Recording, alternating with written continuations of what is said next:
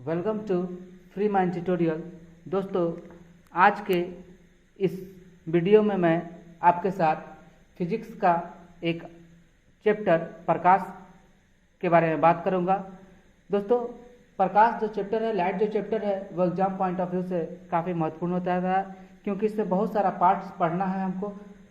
तो आइए आज हम प्रकाश की चर्चा करेंगे और मैं ये उम्मीद करूंगा कि आपको ये वीडियो अच्छा लगेगा। मैं ये समझता हूँ कि मैं जिस तरह से इसको समझ करके और आज तक मैं एग्जाम्स में क्वेश्चन सॉल्व करता आया हूँ, अगर आप भी उस तरह से समझ जाएंगे तो मेरा ये आशा है कि आप भी एग्जाम्स में सारे क्वेश्चंस को, प्रकाश से जो भी रिलेटेड क्वेश्चन उसको आप सॉल्व करेंगे।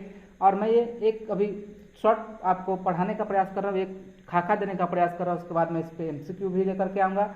तो आप पहले इसका एक रॉ जो है मोटा मोटी खाका जान लीजिए कि कैसे जो है हम क्वेश्चंस को पकड़ते हैं एग्जामिनेशन के तौर पे। तो आइए शुरू करते हैं। प्रकाश प्रकाश दोस्तों एक प्रकार की ऊर्जा है। प्रकाश क्या है?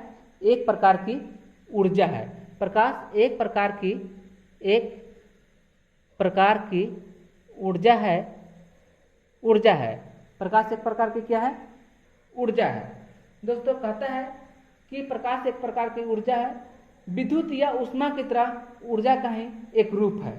प्रकाश एक प्रकार की ऊर्जा है, या हम कह सकते हैं कि विद्युत या ऊष्मा की तरह ऊर्जा का ही एक रूप है। विद्युत या ऊष्मा की तरह, ध्यान दीजिएगा, विद्युत या ऊष्मा की तरह ऊर्जा का एक क्या है? रूप है। विद्युत या ऊष्मा की तरह ऊर्जा का ही एक रूप है। दोस्तों, जो विकिरण ऊर्जा के रूप में गतिमान है, प्रकाश हमारा गति करता है, प्रकाश हमारा गतिमान है, तो यह विकिरण ऊर्जा के रूप में गतिमान है ना। और इसका जो प्रकाश ऊर्जा जो होती है वह विद्युत चुम्बकीय तरंगों के रूप में कार्य करती है। किस रूप में कार्य करती है? विद्युत चुम्बकीय तरंगों के रूप में। ध्यान देखिएगा, जो भी हम लिख रहे हैं उस पर आप ध्यान दीजिएगा। विद्युत चुम्बकीय ऊर्जा की तरह यह कार्य करता है, तरंग की तरह कार्य करता है। विद्युत चुम्बकीय तरंग के रूप में कार्य करता है।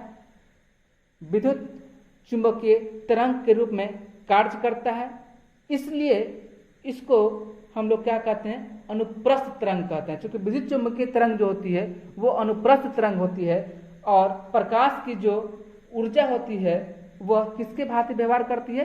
विद्युत चुम्बकीय तरंग की भांति व्यवहार करती है, विद्युत चुम्बकीय तरंग की तरह कार्य करती है। इसीलिए हम लोग इसको अनुप्रस्थ तरंग कहते हैं। तो आपको समझ में आ गया होगा कि प्रकाश को एक प्रकार का क्या है? तो विद्युत चुम्बकीय तरंग है, जो अनुप्रस्थ तरंग के रूप में हम इसको जानते हैं। अनुप्रस्थ तरंग क्या है? हमारा अनुप्रस्थ तरंग कहलाता है। क्या कहलाता है? अनुप्रस्थ तरंग कहलाता है। क्यों कहलाता है ये समझ गए होंगे। क्योंकि प्रकाश की ऊर्जा जो होती है वो विद्युत चुम्बकीय तरंग के रूप में कार्य करती है, इसलिए जिसके कारण इसको हम अनुप्रस्थ तरंग कहते हैं। तो यहाँ से जो क्वेश्चन बनता है, 2-3 क्वेश्चन, कि प्रकाश का जो तरंग है वो किस तरह का तरंग है? तो अनुप्रस्थ तरंग है। प्रकाश की जो ऊर्जा है वो कौन सी ऊर्जा है? तो विद्युत चुम्बकीय तरंग ऊर्जा है। आइए बात करते हैं प्रकाश के विकिरण का। प्रकाश के विकिरण का बात करते हैं। यहाँ पे हम लोग प्रकाश का विकिरण, प्रकाश का विकिरण के बारे में बात करेंगे। दोस्तों, प्रकाश का जो विकिरण है वो जब यह चलती है, इसको हम लोग समझने की प्रयास करते हैं। प्रकाश का विकिरण को समझने का हम प्रयास करते हैं। प्रकाश जब चलती है, मान के चलिए ये हमारा प्रकाश चल रहा है, तो प्रकाश जब चलती है तो क्या होता है कि जब ये चलती है तो छोटे छोटे प्रकाश के बंडल के रूप में चलती है। ये जो छोटे छोटे प्रकाश के जो बंडल देख रहे हैं आप, इसको ये हम मान रहे हैं कि छोटे छोटे प्रकाश का बंडल है। ये लाइट चल रही है हमारी, और ये छोटे छोटे प्रकाश का इसमें बंडल है, बंडल दिख रहा है, ये इसको लेकर के चलती है। ये छोटे छोटे बंडल जो होते हैं, वह जो छोटे छोटे जो बंडल होते हैं वो बहुत सूक्ष्म कणों के बने होते हैं। छोटे छोटे कण के बने होते हैं ये बंडल जो होते हैं, इसमें बहुत सारा छोटा छोटा कण होता है, इसमें छोटा छोटा, तब ये एक बंडल बनता है। प्रकाश जब चलती है तो छोटे छोटे कणों को समाहित कर एक बंडल बनाती है और ये बंडल के रूप में चलती है। और बंडल जो होता है वो किसका बना होता है, वो फोटोन का बना होता है। किसका बना होता है, फोटोन का बना होता है। बंडल किसका बना होता है, फोटोन का बना होता है। याद रखिएगा आप कि प्रकाश जब चलती है तो वो छोटे छोटे प्रकाश के बंडल के रूप में चलती है, और ये जो छोटे छोटे बंडल जो होते हैं वह प्रोटॉन कहलाता है। क्या कहलाता है, प्रोटॉन कहलाता है। तो पूछता है क्वेश्चन आपसे कि प्रकाश जो छोटे छोटे कणों से मिलकर बना है वो किस, उसमें क्या होता है, तो प्रोटॉन होता है। प्रकाश किससे बना होता है, तो प्रोटॉन के छोटे छोटे कणों से मिलकर के बना होता है। उसमें छोटे छोटे प्रोटॉन के कण होते हैं, उससे प्रकाश होता है। सबसे पहले जब ये हमारा प्रकाश जब गतिमान है, गति करता है, तो इसको सबसे पहले किसी वैज्ञानिक ने देखा भी होगा, कोई पहचाना होगी, भाई प्रकाश चलती भी है, गति भी करती है। तो सबसे पहले प्रकाश की गणना सबसे पहले किसने किया था, रोमन ने किया था। प्रकाश की गणना सबसे पहले किसने किया था, रोमर ने किया था। किसने किया था, रोमर ने किया था। प्रकाश की सबसे पहले गणना किसने किया था, रोमर ने किया था। प्रकाश की गणना सबसे पहले किसने किया, सबसे पहले किसने किया, तो रोमर ने किया है। रोमर ने किया, और जब गणना जब किया गति का, तो इसका कुछ चाल भी होगा, किलोमीटर प्रति सेकंड में, मीटर प्रति सेकंड में, कुछ तो होगा इसका समय। तो प्रकाश की जो चाल होती है वो निर्वात में सबसे अधिक होती है। निर्वात में सबसे अधिक होती है, क्योंकि निर्वात मतलब होता है कोई भी वायुमंडल का नहीं होना, मतलब बिल्कुल क्लियर रास्ता। अगर आप दौड़ते हैं, आपके बीच में कोई अवरोधक नहीं आता है, तो आप तेजी से निकलते चले जाते हैं। अगर कोई अवरोधक आता है तो आपका पैर वहीं रुक जाता है, आपका गति धीमी हो जाती है। उसी तरह से निर्वात जो है बिल्कुल खाली है, उसमें प्रकाश बहुत तेजी से निकलता है। तो निर्वात में प्रकाश की चाल पूछता है दोस्तों कि क्या होता है, तो 3 × 10⁸ मीटर प्रति सेकंड की रफ्तार से हमारा निर्वात में प्रकाश चलता है। इसको अगर किलोमीटर में कहें तो 3 × 10⁵ किलोमीटर प्रति सेकंड की रफ्तार से हमारा चलता है। किलोमीटर में अगर पूछता है तो 3 × 10⁵ किलोमीटर प्रति सेकंड। अगर मीटर प्रति सेकंड में पूछता है 3 × 10⁸ मीटर प्रति सेकंड, यानी कि 3 × 10⁸ मीटर प्रति सेकंड बराबर होता है 3 लाख किलोमीटर प्रति सेकंड। 3 लाख किलोमीटर प्रति सेकंड की रफ्तार से प्रकाश हमारा चलता है। और जैसे जैसे निर्वात मैंने बताया कि खाली जगह में अधिक चलता है, इसका मतलब कि जैसे जैसे हमारा सघन बढ़ेगा, जैसे जैसे हमारा माध्यम बदलेगा, उस तरह से प्रकाश की चाल भी हमारा क्या होगा, बदलेगा। तो आइए हम निर्वात की बात कर लिए, उसके बाद थोड़ा सा जल की बात करते हैं। निर्वात है, उसके बाद जल थोड़ा सा कम सघन होता है, तो जल में प्रकाश की चाल कितना होगा, तो जल में प्रकाश की जो चाल होता है वो होता है 2.25 × 10⁸ 2.25 × 10⁸ मीटर प्रति सेकंड। सभी मीटर प्रति सेकंड में हम बात करेंगे दोस्तों आपसे, नहीं भी अगर मात्रा लिखे तो आप समझ जाइएगा कि मीटर प्रति सेकंड में है। क्योंकि जल में जो है कितना होता है प्रकाश की चाल, 2.25 × 10⁸ मीटर पर सेकंड। जल से थोड़ा सा और अधिक बढ़ते हैं और अधिक सघन में बढ़ते हैं, माध्यम इसका थोड़ा सा और अवरोधक बनाते हैं। बात कर रहे हैं हम किसका, कांच का। तो कांच में प्रकाश की चाल कितना होता है, कांच में प्रकाश की चाल होता है 2 × 10⁸ मीटर प्रति सेकंड।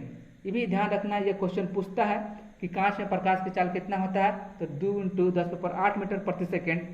अगर इससे भी थोड़ा सा और सघन की बात करें, थोड़ा सा और माध्यम अवरोधक की बात करें, तो हीरा की बात करते हैं। तो हीरा में प्रकाश का चाल कितना होता है, हीरा में प्रकाश का चाल होता है, आपको मीटर में लिख दें यहाँ में, हीरा में प्रकाश का चाल होता है 1.24 × 10⁸ मीटर प्रति सेकंड। हीरा में प्रकाश की चाल कितना होता है, 1.24 × 10⁸ मीटर प्रति सेकंड। दोस्तों ये हमारा प्रकाश का चाल हो गया विभिन्न विभिन्न माध्यमों में, है ना। यानी कि घनत्व अधिक होने पर प्रकाश की चाल क्या होगा, घटेगा, और निर्वात में सबसे अधिक होता है। आइए इस तरह से इस पर थोड़ा सा और आपको क्लियर कर दें, एक फिगर बना करके आपको बता दें कि ऐसा क्यों होता है। इसी से हमारा एक निकलता है पारदर्शी और अपारदर्शी। प्रकाश के चाल से ही हम पारदर्शी और अपारदर्शी का पता लगाते हैं। जैसे मान के चलिए कि हमारा ये एक अधिक घनत्व वाला एक कांच है, ये मान के चलिए कि पूरा जो है कांच जो है पूरा घनत्व है, पूरा मोटा कांच है।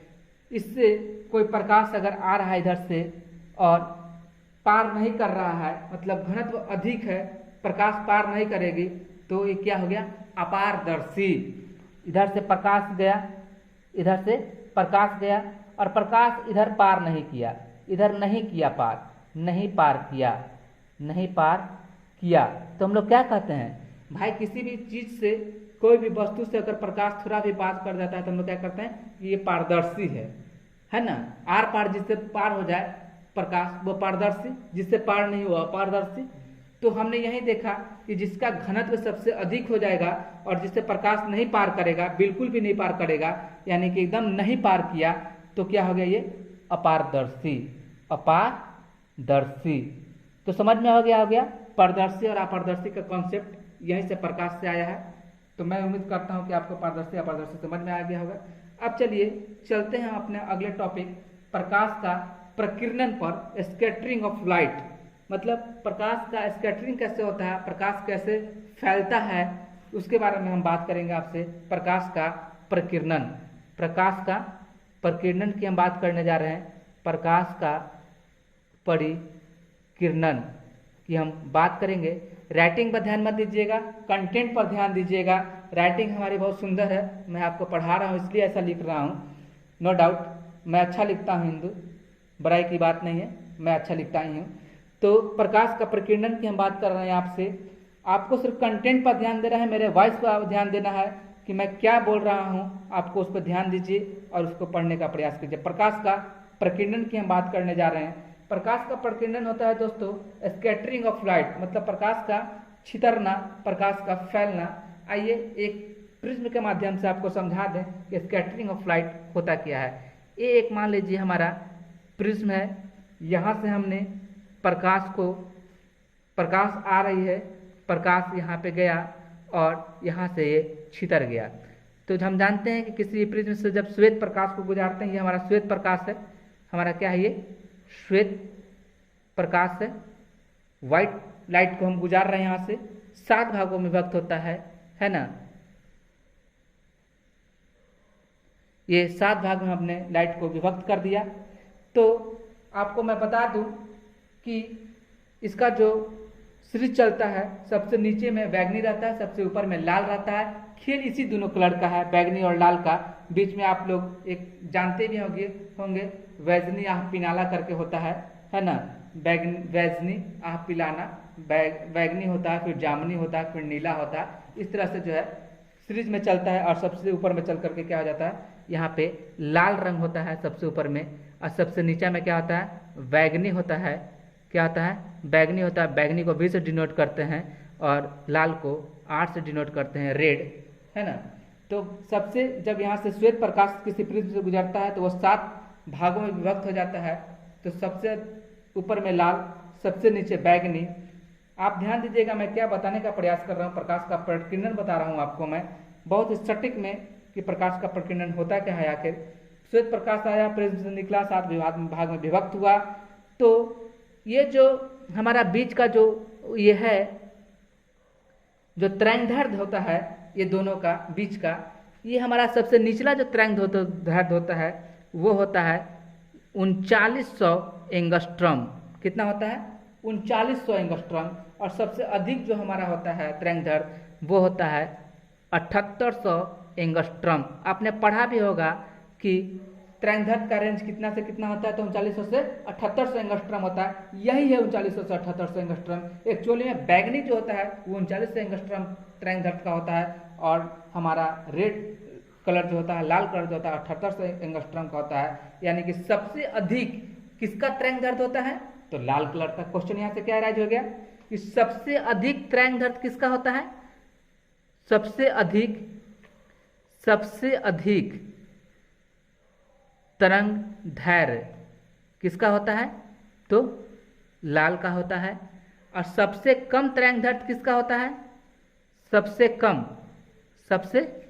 कम तरंग दैर्घ्य किसका होगा? तो बैगनी का होगा।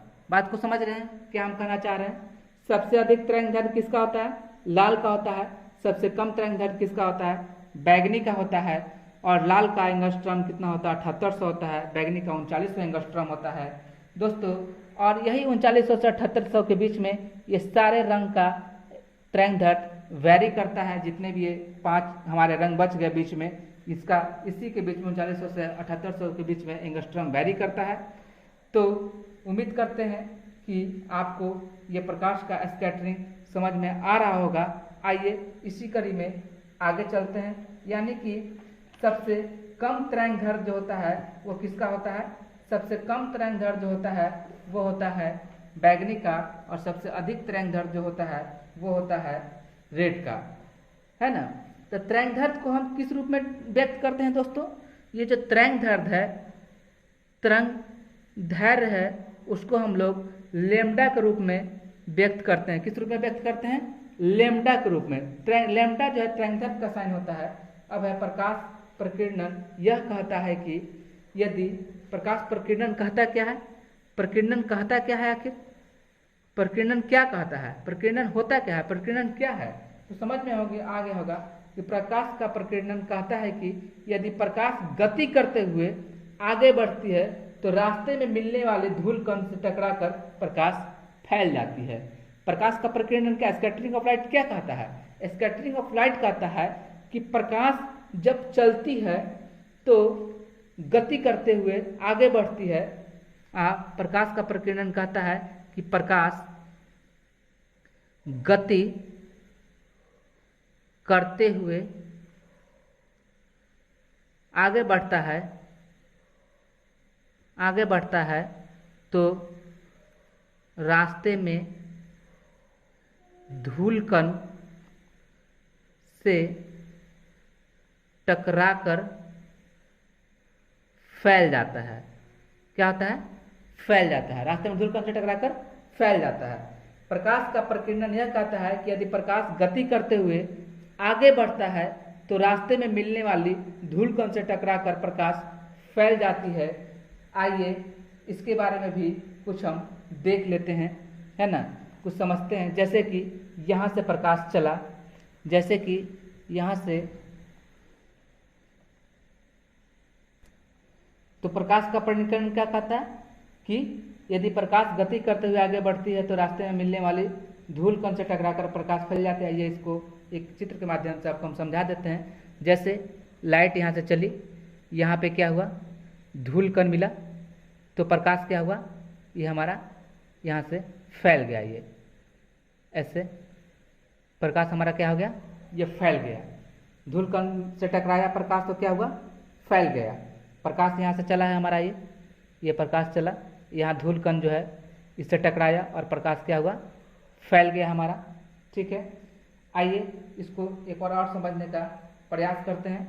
प्रकीर्णन की बात कर रहे हैं तो यहाँ से भी क्वेश्चन एराइज होता है। ये हमारा प्रिज्म है, ये हमारा क्या है? प्रिज्म है। यहाँ से प्रकाश हम गुजारे तो ऐसे प्रकाश फैला, नीचे में बैगनी, बार बार याद कर रहे हैं आपको, ऊपर में लाल। तो दोस्तों यहाँ पे कहना ये है हमारा कि लाल का तरंग दैर्घ्य सबसे अधिक होता है 7800 एंगस्ट्रॉम, मैंने आपको बताया। तो जिस कलर का जो है वो तरंग दैर्घ्य अधिक होगा उसका प्रकीर्णन कम होगा तो वह कलर कम फैलेगा। बात को समझ रहे हैं? जिसका तरंग दैर्घ्य सबसे अधिक होगा, किसका तरंग दैर्घ्य सबसे अधिक है? रेड का सबसे अधिक है। तो जिसका तरंग दैर्घ्य सबसे अधिक होगा उसका प्रकीर्णन क्या होगा? कम होगा। उसका प्रकीर्णन क्या होगा? कम होगा। यानी कि लाल रंग का प्रकीर्णन सबसे कम होता है और बैगनी रंग का प्रकीर्णन जो होता है वो अधिक होता है। यानी कि जिसका तरंग दैर्घ्य कम होगा उसका प्रकीर्णन अधिक होगा, जिसका तरंग दैर्घ्य कम होगा उसका फैलना, प्रकाश का फैलना, उस कलर का फैलाव ज़्यादा होगा, जिसका तरंग दैर्ध्य सबसे अधिक होगा उस कलर का फैलाव कम होगा। सीधा देसी भाषा में समझ लीजिए, जिसका तरंग दैर्ध्य मतलब कि जिस कलर का तरंग दैर्ध्य सबसे अधिक होगा उसका फैलाव उस कलर का कम होगा, और जिस कलर का तरंग दैर्ध्य कम होगा उस कलर का फैलाव अधिक होगा। बात समझ गए। प्रकीर्णन का मतलब फैलाव, स्कैटरिंग, इसको समझने का प्रयास कीजिए हिंदी में। स्कैटरिंग ऑफ लाइट, प्रकाश का प्रकीर्णन, प्रकाश का फैलना ही प्रकीर्णन कहलाता है। मतलब कि जिस कलर का तरंग दैर्ध्य सबसे अधिक है उसका प्रकीर्णन कम है, मतलब कि तरंग दैर्ध्य अधिक मतलब वो कम फैलेगा, प्रकाश उसका कम बिखराव होगा। और बैगनी कलर का तरंग दैर्ध्य सबसे कम होता है तो इसका प्रकीर्णन सबसे अधिक होगा, ये कलर अधिक फैलेगा। इसीलिए दोस्तों जो है रेलवे में रेड सिग्नल का प्रयोग किया जाता है खतरा के लिए, क्योंकि दूर से भी हमको रेड सिग्नल दिखाई देते, क्योंकि रेड सिग्नल में लाल कलर का फैलाव कम होता है, लाइट छितरता नहीं, लाइट एक जगह रहता है, इसलिए हमको दूर से भी रेड कलर का फोकस दिखाई दे देता है। इसलिए हम लोग दूर में खतरा को देखने के लिए रेलवे में रेड सिग्नल का प्रयोग करते हैं। बात आपको समझ में आ रही होगी कि मैं क्या कहना चाह रहा हूँ, ठीक है। आइए इसी में थोड़ा सा आपको और बताने का प्रयास करते हैं प्रकीर्णन से, है ना। प्रकीर्णन क्या होगा, ज्यादा होगा किसका, जिसका तरंग दैर्ध्य अधिक होगा, है ना। आकाश का रंग नीला किस कारण दिखाई देता है, प्रकाश के प्रकीर्णन के कारण। क्वेश्चन यहाँ अराइज होता है दोस्तों कि आकाश का रंग नीला होता है किस कारण, तो प्रकाश के प्रकीर्णन के कारण। अब प्रकाश के प्रकीर्णन के कारण आकाश का रंग नीला क्यों दिखाई देता है। अब देखिए मैं आपको बताता हूं एक फिगर के माध्यम से कि ये हमारा सूर्य है, सूर्य से प्रकाश चला, सूर्य से क्या हुआ हमारा, ये हमारा सूर्य है, ये हमारा सूर्य है, सूर्य से हमारा प्रकाश चला, यहाँ पे जब भी निकलता है श्वेत प्रकाश निकलता है, और ये हमारा किधर आ रहा है, पृथ्वी की ओर आ रहा है।